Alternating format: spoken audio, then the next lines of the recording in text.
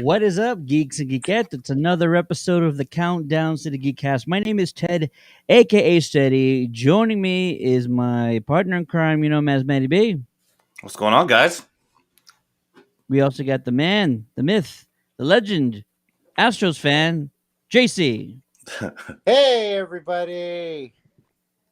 And making his triumphant return to the Geekcast, it's the one and only Big Mike. What's up, guys? I'm Big Mike, and we are almost through 2022 Electric Boogaloo.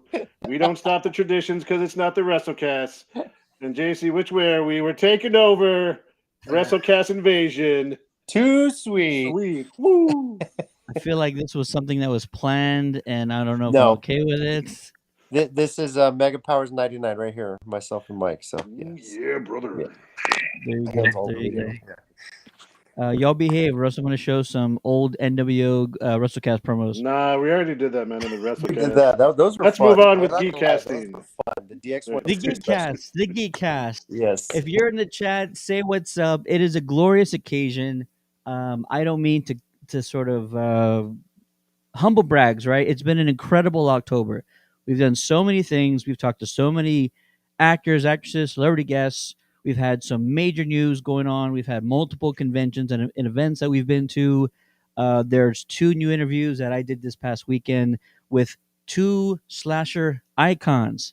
Leatherface from the Michael Bay 2003 film, Texas Chainsaw Massacre. That's up on YouTube. As well as an interview with Tyler Mane, who played Michael Myers on Rob Zombie's in 2007, as well as 2009. The reason why I bring that up is going to come later in our show. We're also going to be talking about the finale of House of the Dragon, which was glorious.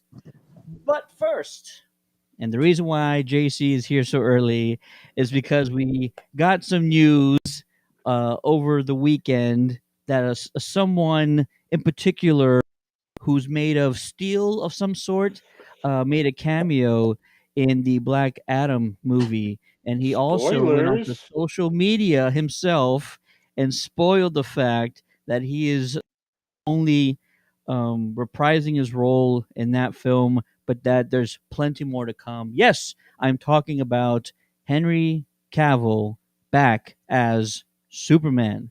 The DC is healing itself one superhero at a time, and we're going to go around and talk about it. We want to hear from you guys too. What was your initial reaction when you heard the news? How do you feel about it? We're going to discuss it right now. And of course, we have to start with a guy lying in his bedroom. JC, your thoughts on the return of Henry? Very exciting. I mentioned when we talked last week that I had accidentally seen the leaked post-credit scene, so I did kind of know it was coming. But I'm kind of mad they didn't wait a little longer for Henry Cavill to put that message out. Give people more chance to see it. Maybe wait a week or 2. I know my father's going to see the movie this week, and I didn't tell him anything. But being who he is, he was checking his Apple News headlines, and there it is from Entertainment Weekly. Henry Cavill's back, and he couldn't avoid that being spoiled part of the movie. So, but it is exciting. It was an exciting piece. We'll talk more about the movie when we do that review later, which I will be on. But seeing that big screen, seeing him back in the suit, part of me still kind of wishing it was the black suit, but I get it. Hearing the old Superman theme and finally hearing from the man himself officially confirmed that he's back and involved with the character is very exciting. I've long said since Man of Steel that he's hands down one of the best Superman portrayals of Superman I've ever seen, and I'm really, really excited that he's back in the cape. Absolutely. I knew you would be. So congratulations, sir. Thank you. I know how long you've been waiting for this day. I've been waiting for this day. We've been talking about it since forever, and it's crazy. It's sort of like the ending of the Spurs dynasty. It like slowly happened, but quick enough to where like you didn't really recognize it when it happened. But it's kind of like that. Matty B, let's go to you next, sir. Henry has returned. Your thoughts on the occasion? Oh, it's awesome. I mean, no one has ever been typecast better for that role than Henry Cavill. And I loved all the movies that he was in. It's actually one of the things that kept me, was kind of hoping that they didn't reboot everybody, because I thought that they were going to go through a huge reboot. And they still might, but if they're keeping on Henry, I'm always down with that. I'm interested to see what the contracts look like. I was trying to find some information, but it looks like he's only signed for the cameos that he's going to have in the Flash and in his cameo in Black Adam. So I'm excited to see what kind of contract they sign him to, and kind of how many movie deal that's going to be. And it looks like I think they could have waited a little bit longer too, but I bet they dropped that news because they want to make sure that Black Adam has a good second weekend at the box office. So just getting it out there, I think. But yeah, I'm stoked on it. I also have seen multiple reports of it's either just the cameos or there's a full-blown deal involved. I'm going to talk about that actually once we go all the way around. But so it's very there's two sides of it. There's people that say there's not a whole lot to it. There's other people that say like no, it's a full-blown comeback. The king is here. Like let's be happy, let's rejoice. So we'll figure out which one it is pretty soon, but um everybody should just like take a step back and stop trying to worry about who's right and who's wrong, because that's what all the press is doing right now, or the scoopers or the blog sites. Let's just all rejoice. Henry's back. That's what matters. Big Mike, your thoughts, sir? Oh, here comes the Marvel fanboy to bring it on all down. No, I will agree that he is a great Superman because the dude's jacked. Mediocre when he's Clark Kent, in my opinion. But all of it, like it's good that you'll get to see him again and he's coming back. But where I've been with DC for a while now is, do you really have a plan? Because apparently, the leadership changed. Now they have another 10-year plan. I've heard the stories that The Rock basically came in and said, we're going to redo this. And now, they may be building around the Black Adam. We know that Warner Brothers has largely been the issue for causing so much trouble with DC. Yep. It's just all this back and forth for me. Like, whether you like where Marvel's gone with stuff, they've had a plan and things are connected, and they've been connected for 10 years. Ever since the stuff with Snyderverse, it was a mess because they didn't let it finish. It's been a mess since. I mean, I'm sure you've talked about the movies that they canceled when Discovery bought over and took over stuff, and there was the Batwoman movie that wasn't made. The Flash is probably going to happen, knows? but its lead actor or actress is having legal issues. I'm fine with having Henry Cavill as Superman. I just need to know it's going to mean something or be worthwhile. I can see I that. don't. Yeah, I mean, I don't hate Man of Steel. I don't think I loved it with the same fever that some of you guys did, but it wasn't bad. It wasn't like earth shattering for me. Like I said, he's a great Superman, but I just feel like I need consistency, and I feel like not even kind of talking with Black Adam, because that's where the cameo is coming from. It's getting mixed reviews. Now here we are for like the 5th time. Oh, DC's finally on the right track. Here they go. I feel like we've said that quite often, and then Warner Brothers messes it up. So I hope it works out. I hope it's worth something than just more than cameos, because just cameos are cool. But if you're not gonna have Man of Steel 2 or another movie, it almost seems like you're just getting fans' hopes up for the sake of getting ticket sales. So Yeah. Then what are we even doing here, right? yeah. Yeah. Very good points all around, and I want to get into some details that are being discussed and talked about, but not necessarily common knowledge across the board. But first, we should actually hear from the Man of Steel himself. Here is the official announcement put out by Henry on his social media page on Instagram, and here it goes. Hey everyone, I wanted to wait until the weekend was over before posting this because I wanted to give all a chance to watch Black Adam. But now that plenty of you have, I wanted to make it official that I am back as Superman. And the image you see on this post and what you saw in Black Adam are just a very small taste of things to come. So there's a lot to be thankful for, and I'll get to that in time. But I want to thank you guys most of all. Thank you for your support, and thank you for your patience. I promise it will be rewarded.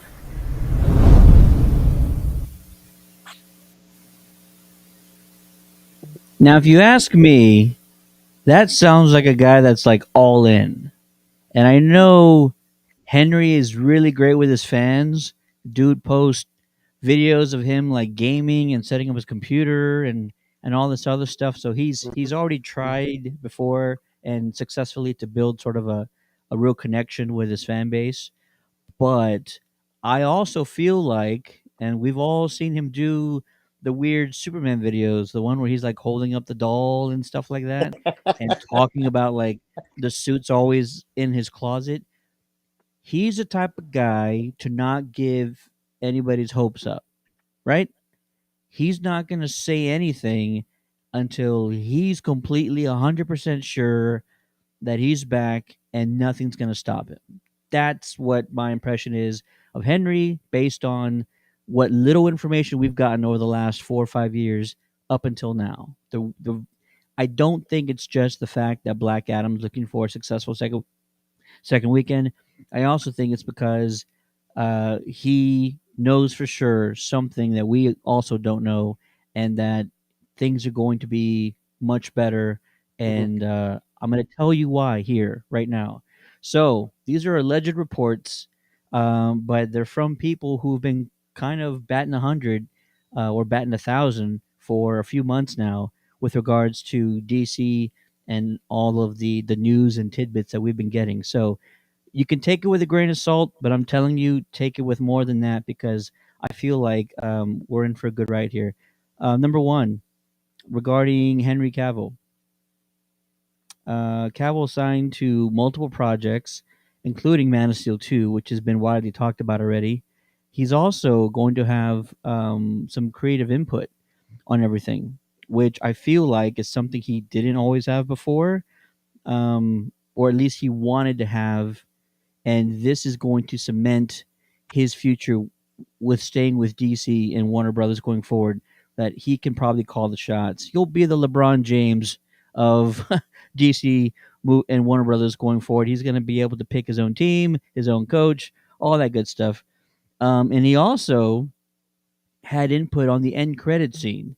He also had creative input on how that went down.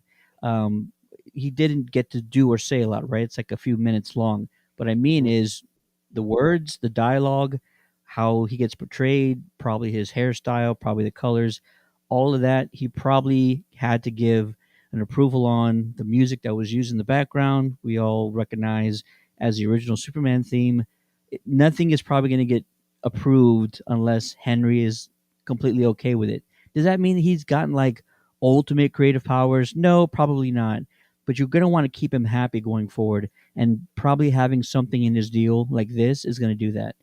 Other than Henry, Affleck is already in The Flash. We already know this. Aquaman 2, we already know this. And something that we might not have known is reportedly he's also in the script for Flash 2. So for all the folks that said Ben's done, Ben doesn't want to do it, Ben ain't coming back, Ben's pretty involved for the next few years going forward, which is something I always said he would do. Gal, she's also in the Flash reportedly, and she'll also make at least a cameo or surprise in probably Shazam 2. That's a rumor, not confirmed by any means. Lastly, Ezra has not been recast yet. Um, I think Warner Brothers is waiting to see how this trial turns out. Everybody that's sort of harping on the maximum sentence that's available, who really gets maximum sentences these days? Nobody really does, especially when it's like robberies or just what he. The thing that they're pinning him down on is breaking and entering and stealing liquor. Like I don't think he's going to get a maximum sentence for those type of things. So I think Warner Brothers is in a holding pattern with him, and that's what it is going forward. Lastly, the last thing I want to say is we know Keaton's in the Flash. Reports years ago were that Keaton was going to be the DCEU's Batman going forward. As of today, Keaton's not involved in anything else other than the Flash. Whether you think it's a good thing or a bad thing, I think it's telling that Affleck is involved in multiple projects in the next couple of years. Keaton's in one, and that's it for now. Do they figure out another way to use him? Sure, I'm okay with that. Batman Beyond is right there. All you got to do is grab it. And these new executives, they're all about big spectacles, big projects. That's the one you pick Keaton for, Batman Beyond. But other than that, I think the Snyderverse, which has been talked about for many, many years, that people want restored, I think those fans, which also include me and probably JC, I think those fans need to take a real quick step back because we no longer want the Snyderverse as it was. What we need is a Snyderverse 2.0 or the Snyderverse 1A. The only way that a timeline that includes the Snyder Cut and everything that came before it makes sense is if you adapt to the future films that are going to be coming out over the next few years. You have to adapt, you have to modify, you have to change with what the timeline is. And we've been hearing about reshoots with like all the projects. I think those are the things that are taking place. How do you make a coherent timeline and a new extended universe for the DC Comics and their films? um, how do you make it work?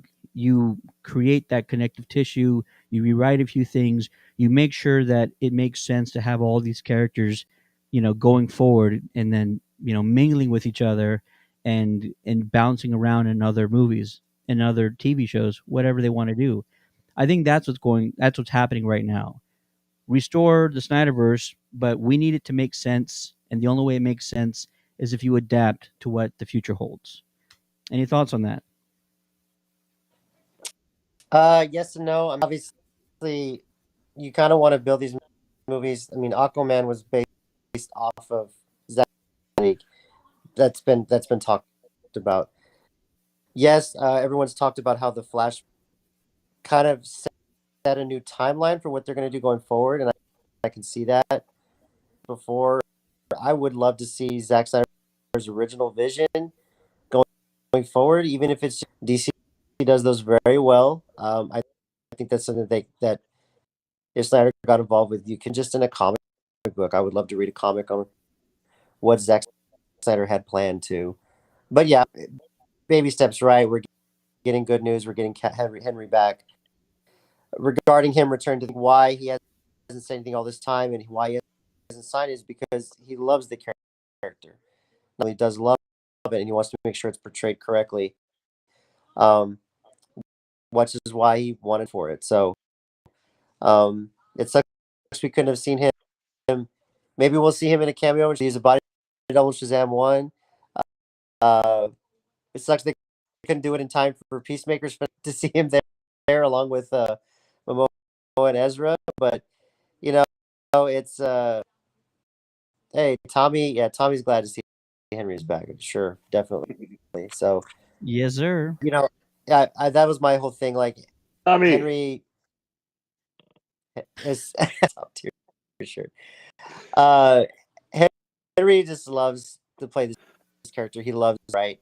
I never gave up hope, honestly. When Henry Cavill showed up on Zack Snyder's commenting on, I want to say it was Man of Steel, when he made like a Snyder first announced that Zack Snyder's Justice League was going to happen. I was like, okay, sorry for Cavill's Superman. So I'm on that respect, I'm happy to see it back.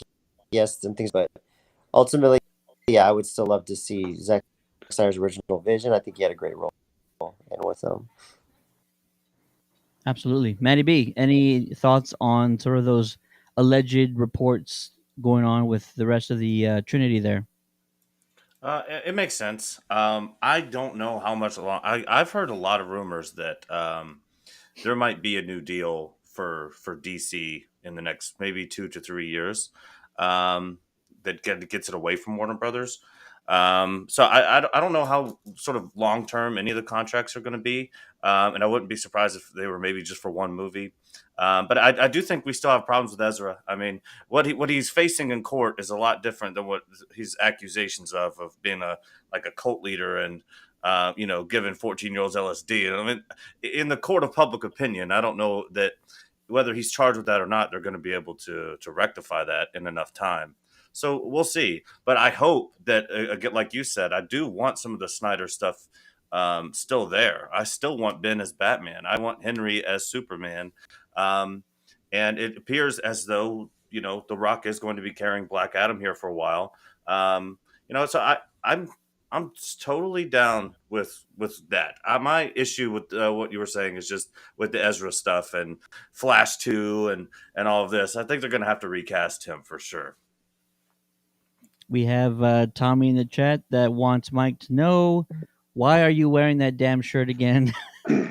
Geekcasters, hashtag top tier Tommy. Get it trendy Hashtag again. top tier Tommy, approved by Because Tommy Jasmine Allure is top herself. tier, by the way. He's a great Tommy man. also says, I think Snyder had a decent start. I would have liked to see where he was going with that, and I'd rather Ezra wasn't the Flash anymore. He seems too problematic, in my opinion. I get that. The dude seriously needs help. You got to get him to a specialist. You got to get him off the liquor. When I was in San Diego the last time, I think it was 2018, the dude made out with a reporter in the middle of the gas lamp quarter, and it's like, bro, what are you doing?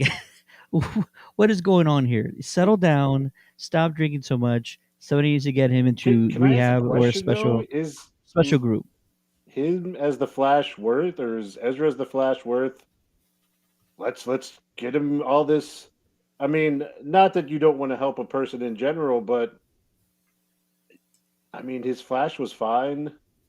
Like the other characters, you're talking about them coming back again. For me, it just comes back to like have a plan and do it and let there be something that's going forward with this, not just this back and forth and then leadership changes again in 3 months and then there's a new plan and then we throw out the old plan and we make a new plan, like like that. So, but also, I mean, I kind of agree with Tommy. Like, I don't think even if he was iconic to the role, it's It's not worth it. yeah, in my opinion. So I can see that, and people who say that, I think that's also kind of I can't argue against it. I think people were saying the same thing about Ben, and look, it's not the same situation. I totally get it, but people were saying the same thing about Ben. He had to go get help for his drinking problem. yeah, but he wasn't was, causing the issues and the crimes. he definitely It's wasn't. the He definitely crimes wasn't. that really He wasn't starting cults But- and stuff like that. that we know of. But if he Yeah. did, I'm watching The Vow on Yeah. HBO Max. Season 2 just dropped last week, and that is a cult. That documentary is completely Way to about. tie Ezra that is Man nowhere near reference that. by the too. So Allison Mack and all that too. Yeah. Spoiler alert, that's actually how they found the guy who was hiding in Mexico. They spotted Allison Mack, and they're like, hey, it's a chick from Smallville. And that's how they ended up finding him hiding in Mexico, and they arrested him. But Chloe. I'm still of the opinion though that, and no matter what's going on with Ezra, I have to see this Flash movie. And I've said it before, but there has to be it has to be so good, or there's something so important in this movie that they wouldn't just scrap it. That's true. So I want to see it just because that has to be something groundbreaking. Considering they like dumped a movie that was basically made and now it can never be released, like the Batgirl movie or whatever it was. So yeah, there's something to that. Yep. Tommy says, I really do feel for Miller and he needs help, but to me, actions have consequences. He needs to leave the role and get himself fixed up. Yeah, no, I completely agree. And I'm even, look, I want to hear something concrete from this trial. I want to hear something that he's guilty of, like 100%, and that he admits to, and that there's no like hearsay or she say. Like the very first thing that kind of was the big story around Ezra was that he was in Europe, some bar in like Sweden or Iceland, and he got into a confrontation with a couple of people at a bar, and he ended up tackling a woman, and she kind of fell to the ground. and like that was a big story. I admit it, big story, big headlines. Ezra, assaults a woman. But then when you read about it, the police didn't charge him. They didn't arrest him. They didn't even like hold him, and the woman never pressed charges. Or it's like, okay, what's the real story then? If he's assaulting people, why wouldn't they even get him into trouble? It's not like police departments around the world aren't eager to lock up celebrities. Like that's the prime thing they're ready to do. It's like, all right, money time. They're willing to do that all the live long day. So like when that first story came out, I was like, okay, why isn't he arrested? What are the circumstances you don't arrest somebody who is allegedly choking people at a bar? If I'm choking somebody at a bar, something bad is happening to me. Why didn't it happen to Ezra? Gunnar says all we need now is for Tobey Maguire and Andrew Garfield to continue their franchises from where they left off. We're all for it, and I don't see why Sony wouldn't. They're not making the best of movies right now with Morbius. It's morbid time. Morbid type, Morbius type movies. So yeah, if they want to bring in some money, then I think they for sure do that for Spider-Man. Yeah, we got that. I And then Tommy says, not personally, I'm also still mad about that background movie. I want to see it. We all do. We definitely do. not to get totally off track, but the fact that Sony re-brought Morbius to the theaters because they thought that it was like social media hype when it was really just being made fun of relentlessly just cracks me up to no end.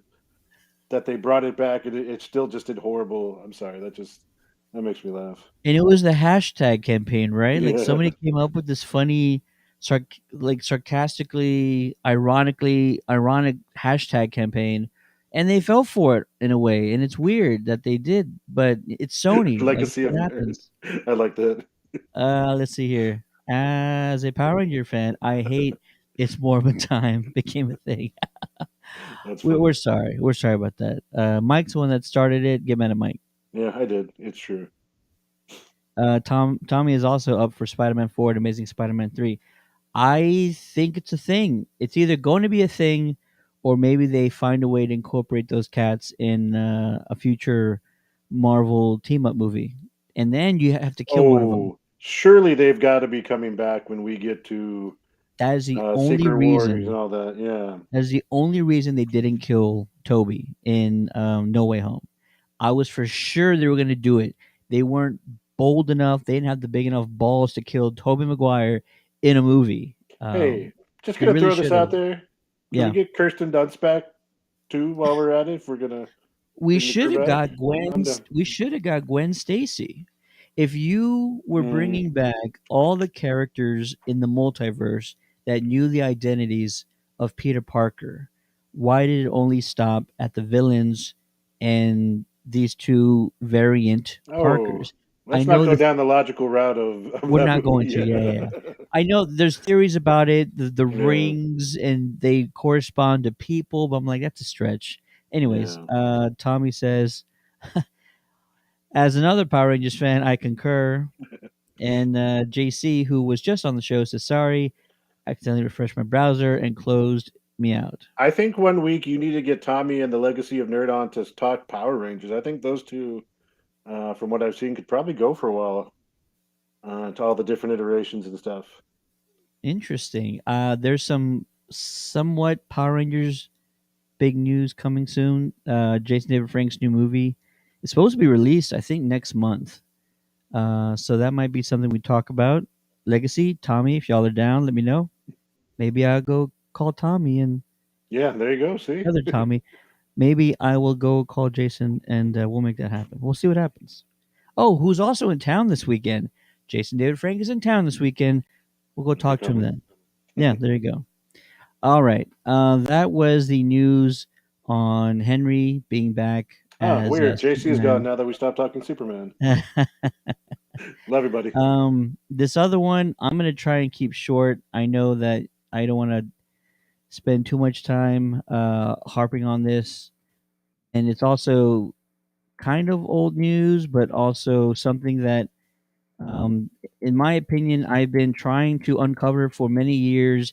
And I just so happened to have the opportunity to do it. What am I talking about? Um, this past week has been a glorious week for me. I am a huge Halloween fan, Michael Myers, and my favorite Michael Myers is Tyler Mane. Tyler Mane, who's 6'8". He was the huge guy in Halloween's 2007, as well as H2 in 2009, both written and directed by Rob Zombie. And I also had the pleasure of talking to Scout Taylor Compton, who played Laurie Strode in those movies. Why am I bringing this up? I'm going to try and keep this short, like I mentioned.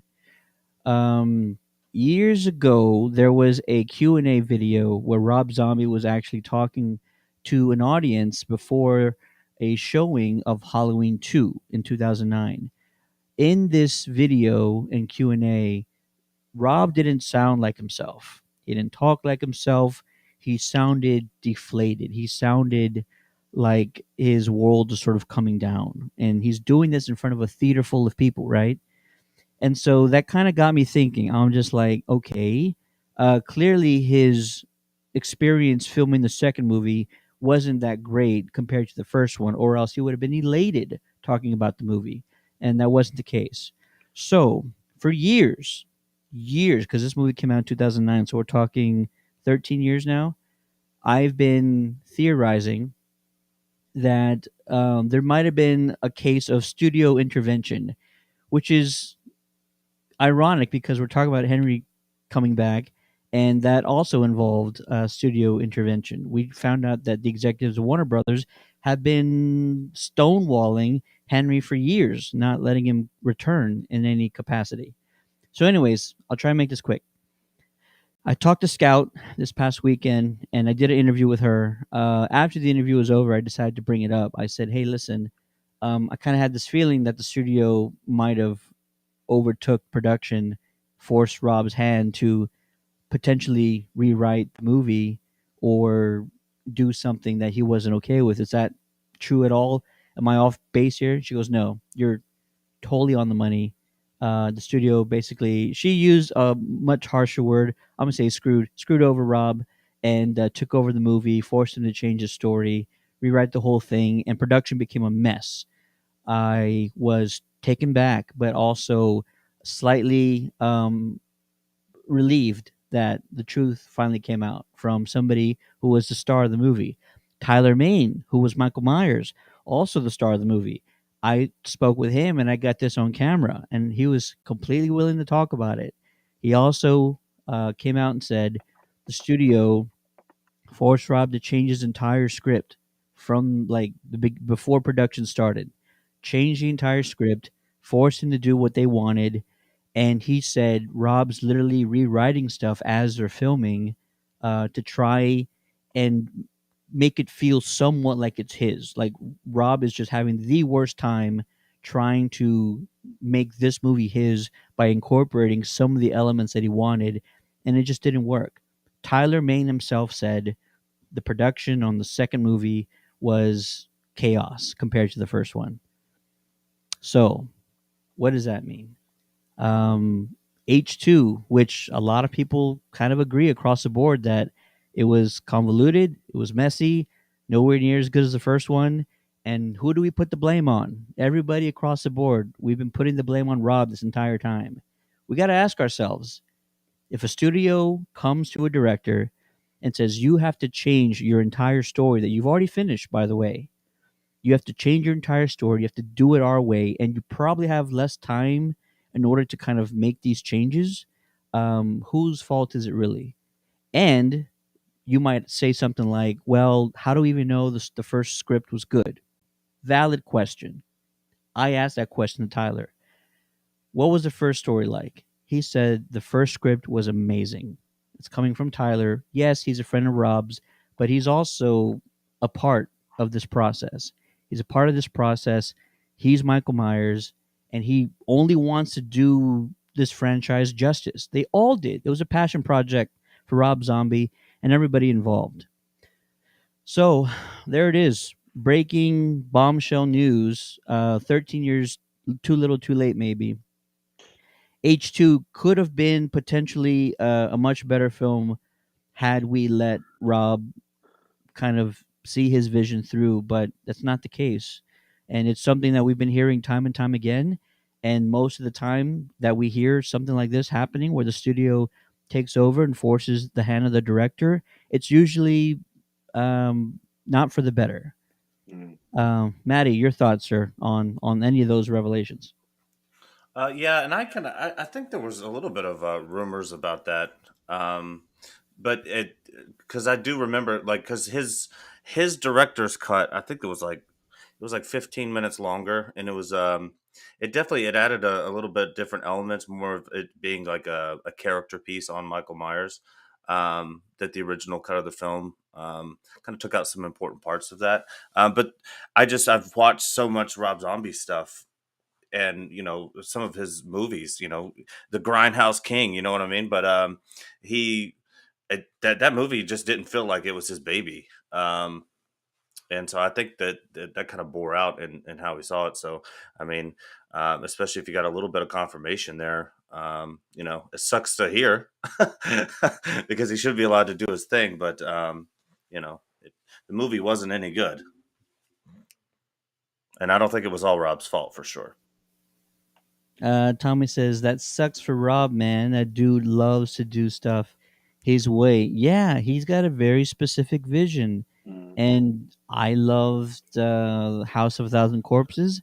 I loved his first Halloween. Um, it's a very visceral film. It got into the psyche of Michael as a character, but also it was high production quality. It was a high quality production of a Halloween film, which up until that point, I can't really say they really did. Even the very first one, 78, that was an indie piece. They made that with very little money, and it turned out great, I admit. But ever since that one, like, they don't look crisp. They don't look like they cost a lot of money. They look like they have a high production value. Rob's Halloween was the first one that did that. Yes, I'm including H2O and Resurrection. Mike, what about you, sir? I don't know how much of a horror fan you are, but Yeah, I mean, I'm not really a big horror fan movie, but I agree with Tommy. Like, even not being in that,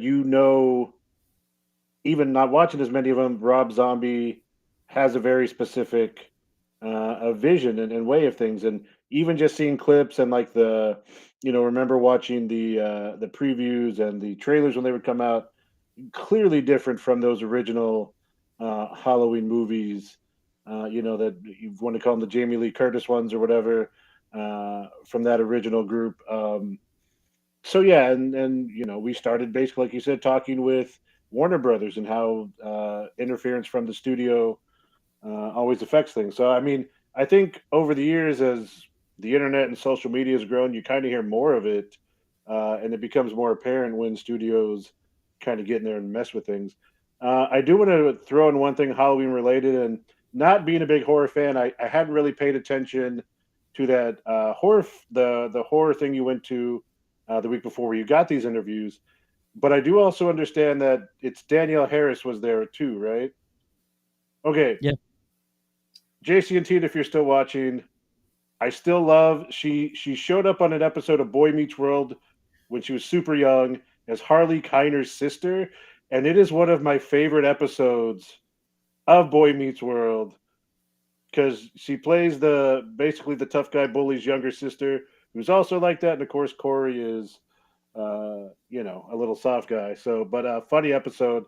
Um, Yeah, it's a and that's great what I knew her episode. first, and then I didn't realize, years later she had become really entrenched into the Halloween series too.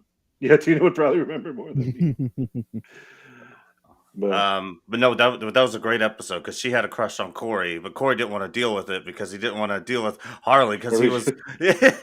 I've seen every episode I of Boy love Meets his World thing when like he's that. talking to the guys and he's like, "Do y'all know TK?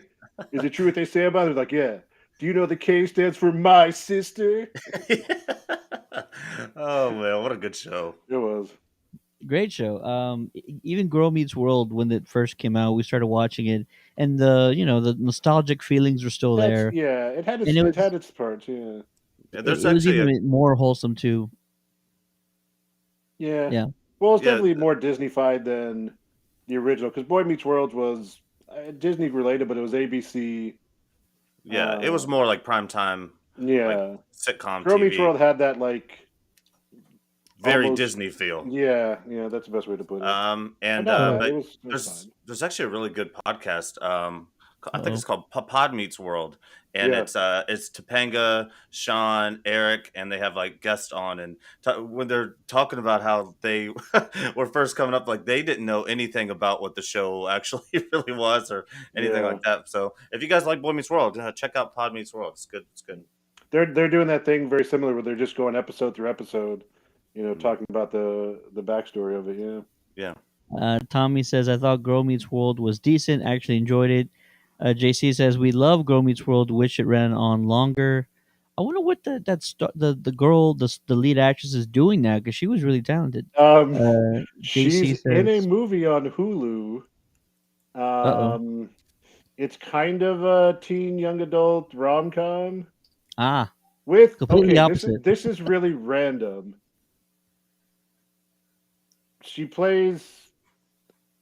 She's gay in the movie, but her love interest, the actress or the one eventually, is the girl who voiced Moana when she was a teenager. I don't know how to act. It's Oh, she was in the Goldbergs a couple of seasons. I didn't know that. I found this over the summer when I was bored as heck watching anything I could find on streaming services. It's kind of funny. Like it's a funny little movie. But yeah, the main one is, and then I think her friend is like a rock. Can y'all hear me? Yeah. Okay. Yeah. Sorry. The blonde friend is like a pop star now or something, right? So Yeah. Are There you you talking go. about Crush? Is that what the movie is? yeah. Okay.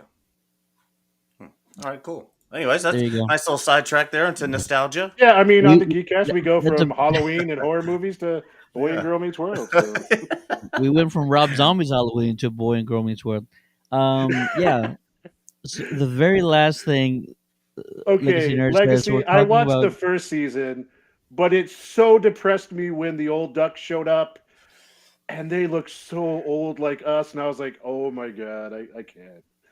Like when gay, what's a guy and or Jermaine and Guy, what's his name or whatever, Guy Jermaine, and Yeah. the girl who were like a couple show up, and yeah, that was tough to watch. We'll figure out a good place for that, Legacy Nerd. Last thing I'll say about this is my other theory that I had going forward, and I've talked about it on the show before. I think Rob's Halloween sequel was actually setting up something very different than what we got. In the first one, the movie ends with Laurie Strode sitting on the chest of Michael with a revolver in her hand, and she basically pulls the trigger, and you just see a ton of blood splatter, and she's screwing her head off, which is a great ending. But I think that was supposed to cement the end of Michael, and the sequel would have involved Laurie sort of having a mental breakdown and her hallucinating that Michael is still on the run, killing people left and right. But in the end, we would have seen that it was actually Laurie committing all these atrocities. And it's very high tension like. If anybody who's a big horror movie fan, you might remember High Tension in the mid 2000s, I think. Mid 2000 or early 2010, maybe. High Tension was a lot like that. Spoiler alert. But I would have loved that concept because we've had a lot of Halloween movies, and this would have been the first time that we see something different and new like this happening. And now, all these years later, we have something like that happening in Halloween Ends. If you've seen it, so this could have been a thing. This could have been a thing that would have happened back in 2009 with Scout, Taylor Compton, and Rob Zombie's Halloween 2. Tommy says High Tension was good right up until the ending. Yes. Yes, I know what you're talking about. Tom also says that Halloween would have been awesome. Yeah. It would have been crazy. It would have been sadistic. It would have been just incredible. And then to have a twist like that at the end would have been nuts. I would have loved it. It would have been incredible. Tyler Main, he said the first script was amazing. And I didn't ask him if that was in the first script, but I did ask Scout, and Scout said, yeah, Lori was going to have a much different story that involved her sort of going crazy. So I'll get off of my soapbox now.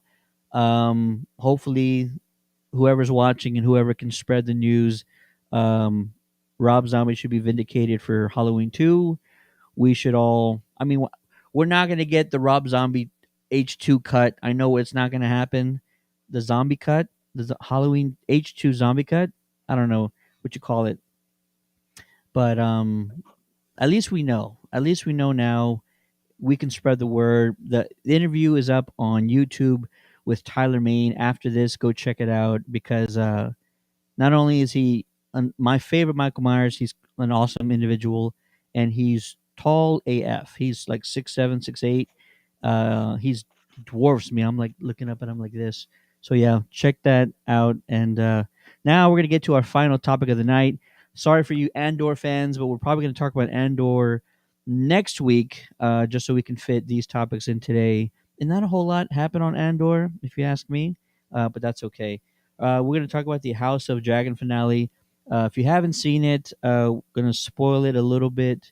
And you know how we do this. We start out with a summary, and the summary goes like this: House of the Dragon, the finale, titled The Black Queen. Rhaenys delivers the news to Rhaenyra that the king has died and that Aegon has been crowned. She immediately goes into child labor prematurely. The child, unfortunately, does not survive. One of the twins arrives on Dragonstone, swearing his loyalty, and has the Targaryen crown in hand. Otto offers terms in exchange for war. Corlys has recovered somewhat, and he and the rest of the lords are ready to go to battle. Luke and Jacaerys are sent with messages to meet with allies, but Luke is attacked and killed by Aemond and his dragon.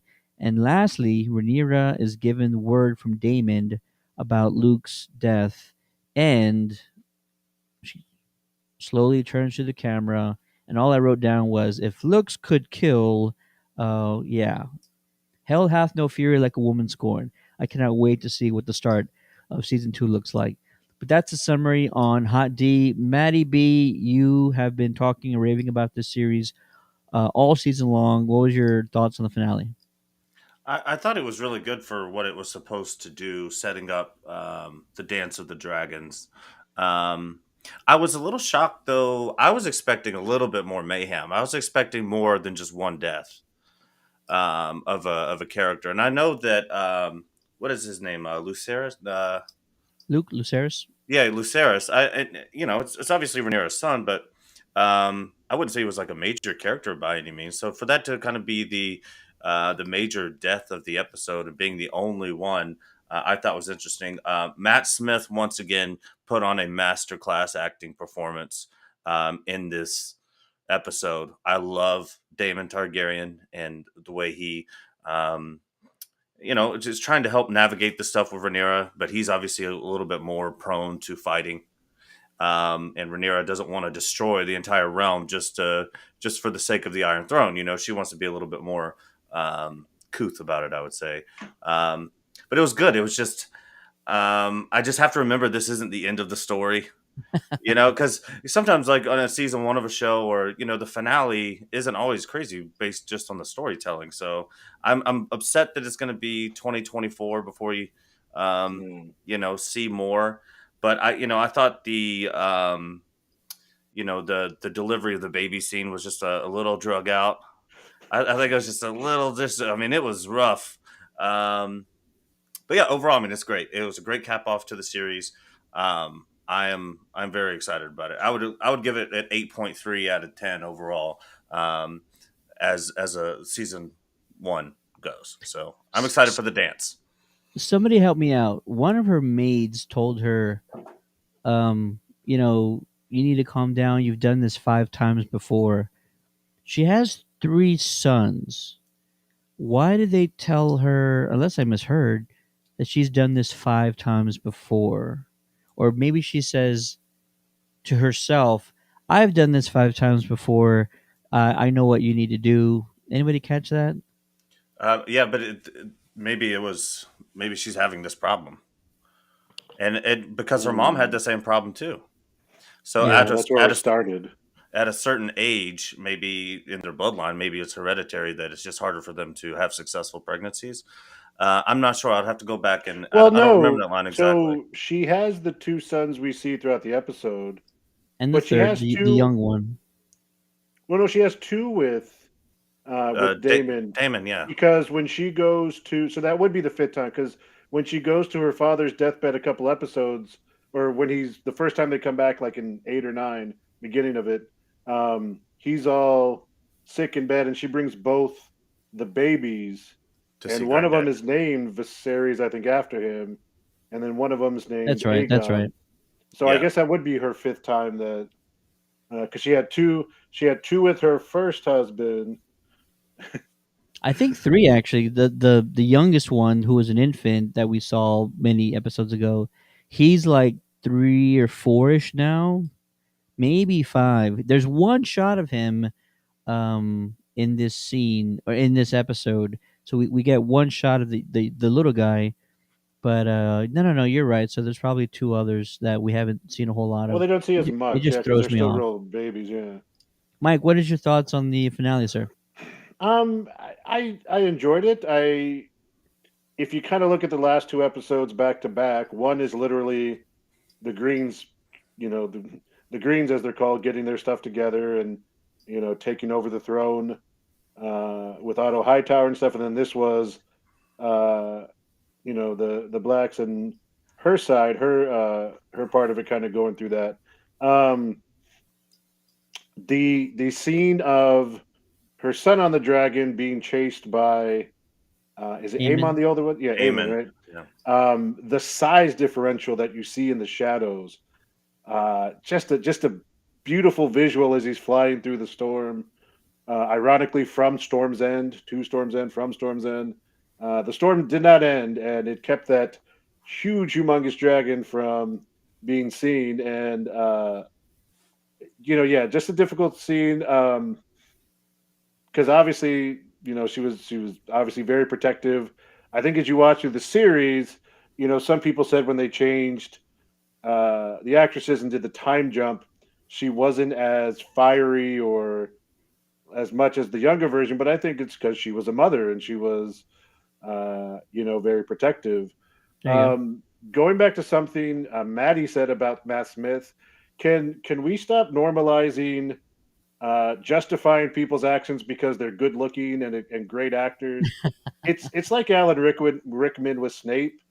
Like, if it yeah. wasn't Alan Rickman playing that character, he's does a lot of really bad things, treats kids like crap. Damon killed his first wife because he didn't want to be married to her. He's done No, a lot of bad things, and people are like, Damon's yeah, a he's jerk. yeah. But Matt Smith, like you said, amazing actor, good looking man. So I mean, they're all morally great characters, and I think that's always been the world of George R. R. Martin's, A Song of Sure. Ice and Fire. There's very few characters that you say are completely good or completely bad, depending on the situation, who they're interacting with. So no, but great acting across the board. I also, hate that we have to go a whole year plus to get back into this, but it's nice to kind of feel better about this world uh, after the way Game of Thrones ended. So Yeah, no Yeah, one is all good or all bad, and usually if you are all good, you don't last very long. Looking yeah, at you, Ned Stark. Uh, yeah. Well, the other, I don't know if like Christianity exists in this, but I think they're well before Christ. So like a lot of the religious texts kind of gave us a sense of morality, and this is just a way different time. It's a long time ago, and so what was like moral then is completely different than it is now. But I agree with you. I think we do have an obsession with the worst character sometimes just because the acting is really good and yeah. they do get glorified for sure. My biggest takeaways. I am terrified on what Rhaenyra is going to do next season. I think the gloves are off, and I kind of like and also am wondering. Nobody's really made any nobody's taken any big actions intentionally. Like when Allison had Rhaenyra's baby daddy killed, she kind of did that by accident. She was like half asking to do it, half not. And then what's it called? Even in this one with Luke dying, Luke's dragon. It sounds like what I'm interpreting is Luke's dragon attacked first. Yeah. He couldn't control it, and then Aemon's Yep. dragon responded, but he also couldn't control it. So this is a freak accident, No, I agree. but Yeah. they're not going to be able to take it back, and it's going to start an entire war now. That's going to get brutal. It's going to get ugly. Uh, it's interesting. It's interesting that they're choosing to make all these major plots accidents in a way. I know there's one more that I can't think of right now. It might come to me later. But there's another one that I think happened that was a pretty big plot point. And it was also sort of done Well, it was as Allison, an not accident. a misunderstanding. There you Viserys. go. Oh yeah, the whole Yeah, because The the whole dad thought it was yeah. Rhaenyra, was Rhaenyra. Yeah. and they both have sons named Aegon, right? So Yep. like, because Aegon's the one who's now king, who was the oldest of The Allison, the the king's. other He was the other one of the little Aegon babies. well, the other Aegon that the king was talking about was the one that prophesied the Song of Ice and Fire. Aegon the Conqueror. Yeah, the first. Oh, of his okay. Oh, name. yeah, that's right. Yeah. So he's talking about the prophecy from Aegon, and Allison is literally confused that he's talking about her baby, You know, and a maybe to lot of prevent fans are all the death confused. that's coming, should we tell them in the future it doesn't actually matter because the prince who was supposed to be, I thought, was Jon Snow. Nothing. He just goes off to the wildlings. Should we tell them that? Maybe they won't fight. I don't know. And also shout out to HBO for using real dragons and not CGI in this episode. Yeah, Hey, that was a great. I mean, I agree with that. Love it. But it was good. It was Love good. it. It just wasn't as I thought there was going to be. I thought we were going to start the dance, at least a little bit. But so that means season 2 is going to be crazy.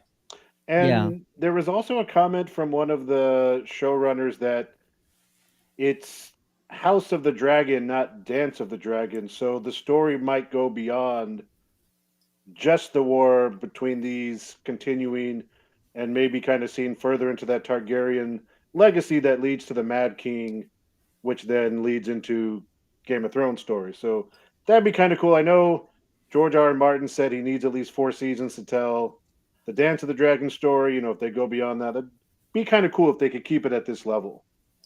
There you go. I also don't want to overlook. I don't want to overlook that you guys talked about Damon earlier. I was seriously thinking that when he's choking Rhaenyra, that he's trying to sort of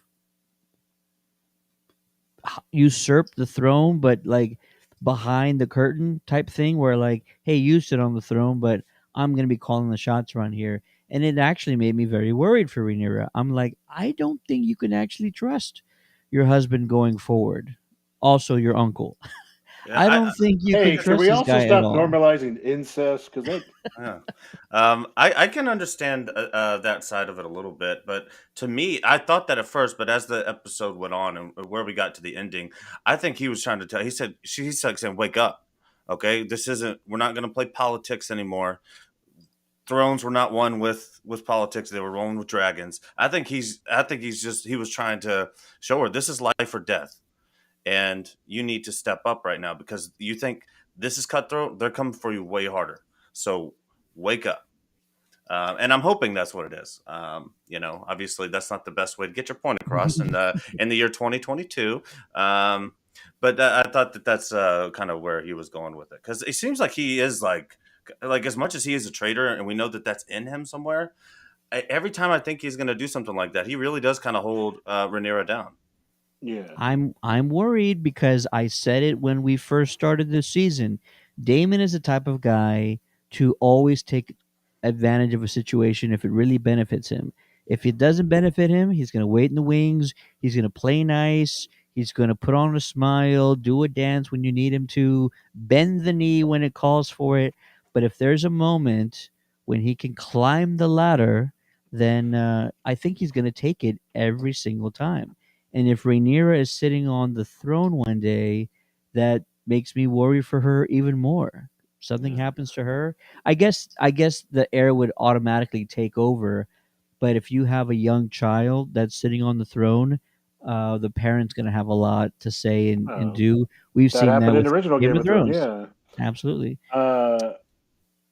I forgot I lost my thought on the original thing you were saying. But Legacy Nerd says, I was waiting for Damon to connect his ponytail to the new bigger dragon. Some Avatar stuff there. Yeah. Ooh. What? I forgot one thing we have to do. Oh, no. That'd be in a later episode. Oh, Go ahead. that's what I was going to say. Actually, I was going to say, how many times in the first 6 or 7 episodes, including the time jumps, was he banished from the kingdom? His brother, the king, kicked him out and banished him like at least 3 different times, and he just kept walking back up. And it's funny too because Maddie, you were saying he was trying to tell Rhaenyra, or your vision of it or view of it is that he was trying to tell this is real. And then also you said earlier, or steady about, if you're good, you don't normally last. That's what Viserys was trying to do the whole Mm-hmm. time, was be a good, peaceful king. Yep. And not that the leprosy or whatever disease he got riddled with was, a result of that, but everything he tried to was usurped by people with schemes, and Otto Hightower, and way back to like, hey, go comfort the king, wink wink daughter, like where that whole thing started, which was crazy. To I agree with Maddie B, or I agree that Damon was kind of with you actually, kind of plotting in the background the whole time because he wanted to be king. um what's not Rhaenys, the princess, I guess his sister. Right. She was she thought she was going to be the first female to be named successor to the crown, and they didn't do that. So yeah, like he tried really hard. He defended his daughter literally till his death, and then it all just kind of got taken, and everyone started scheming the minute he was dead, literally. Absolutely. Um, Exciting first season. Slightly disappointed, kind of like Matt, that this was pretty much a setup for the next season.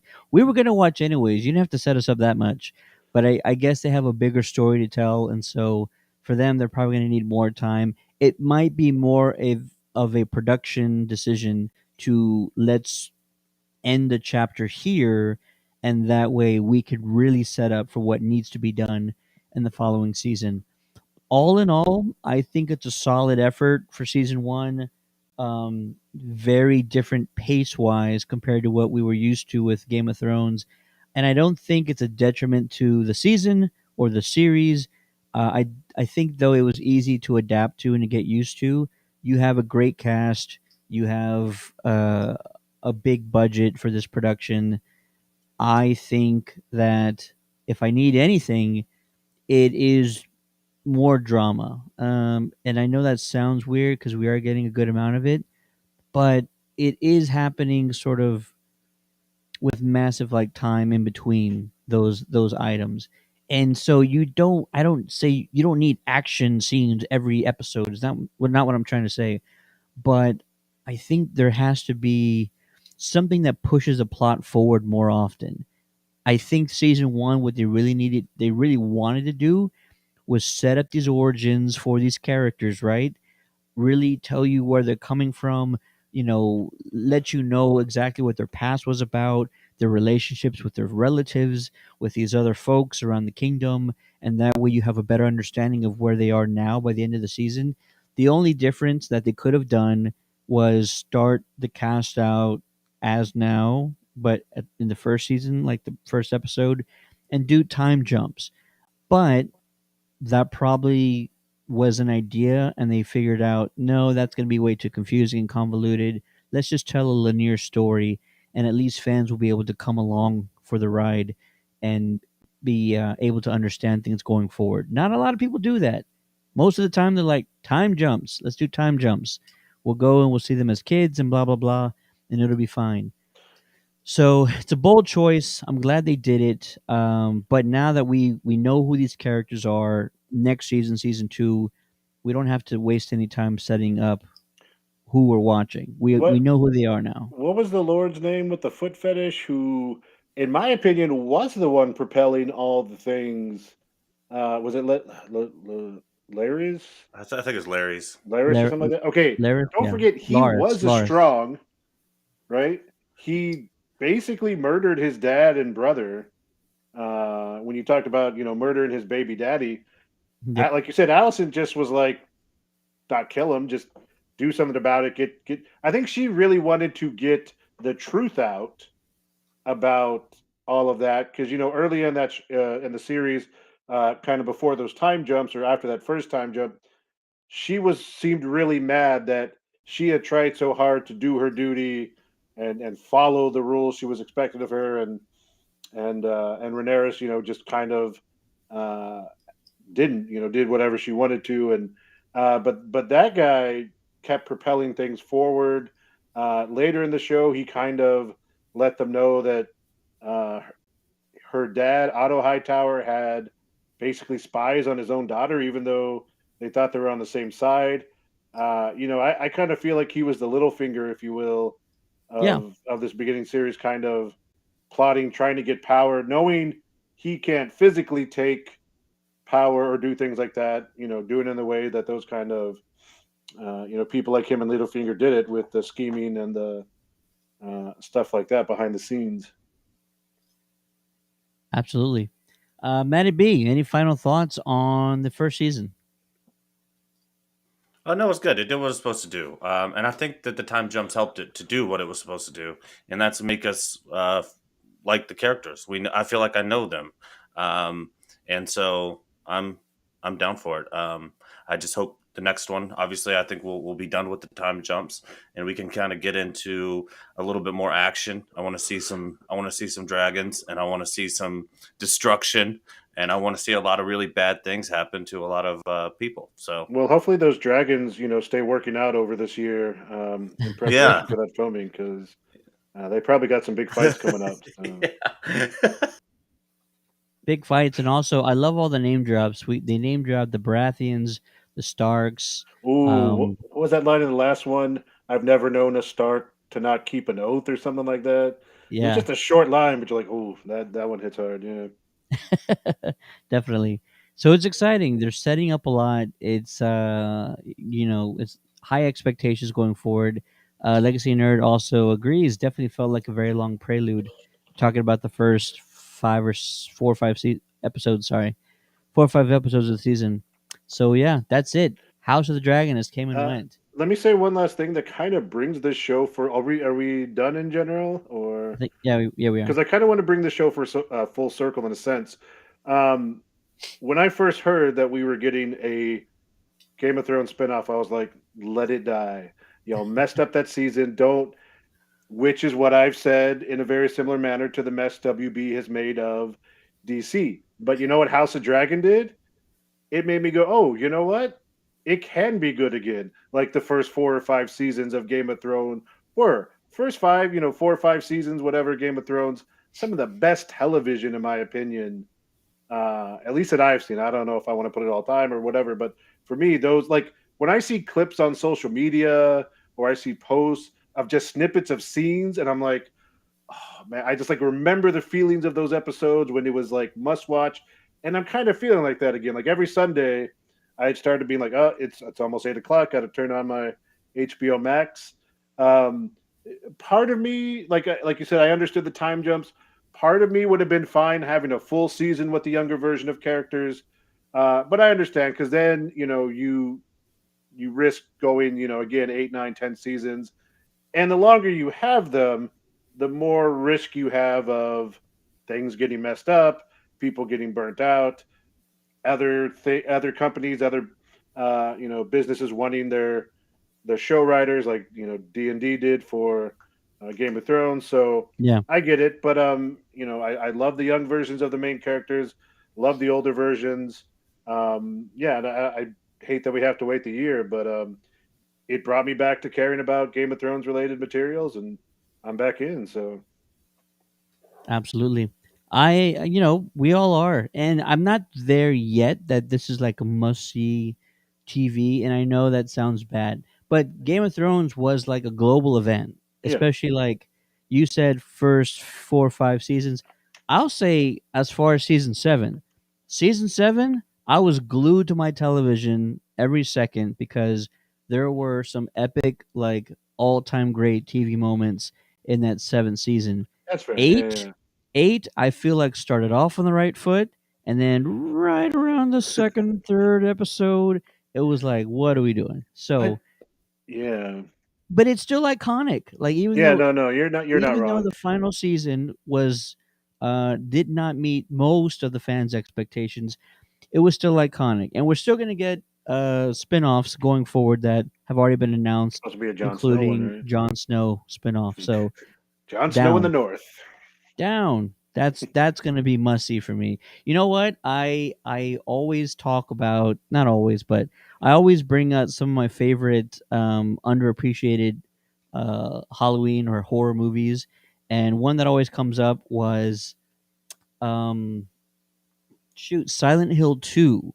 For whatever reason, when I watched Silent Hill the sequel, that movie, like, it was either the right day, I was in the right mood to watch it, and it was like fantastic throughout. I rewatched it the other day because I'm like, you know what? I remember loving it so much. Let me see if it still holds up. I watched it. Probably didn't hold up as much as it did. It was still a good, really good movie. You know who's in there? Who? Uh, Jon Snow, Kit Harrington. Harrington, really?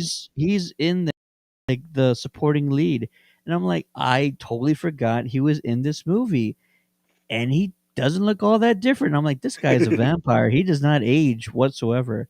He's just Yeah. baby face, no facial hair in that one. But Silent Hill 2 came out again late 2000s, right before 2010 maybe. Still a great, should have been a third one. I don't know why we didn't get a trilogy That because might have they been left right it. around season one or right before he went into Game of Thrones, maybe. Ooh, could be. Because if I'm it was sure. 8 seasons and it ended about what 3 years ago, 4 years ago, could have been right Yeah. around the beginning or right before he got it. And it's trippy because it's Kit Harrington with a American accent. So Yeah. I'm like, stop talking like that. I know that's what you don't sound like. Anyways, my Halloween movie is Monster Squad. So Silent eight. Hill came out around season two. Legacy Oh, Nerd there you says go. So even then, Silent Hill came out around season two. Silent Hill 2, not the first one, but the second one. He's but probably then that would have been he even probably further means the into the second show, one. right? Yeah, he Yeah, probably means the second one. Craziness. yeah, Yeah.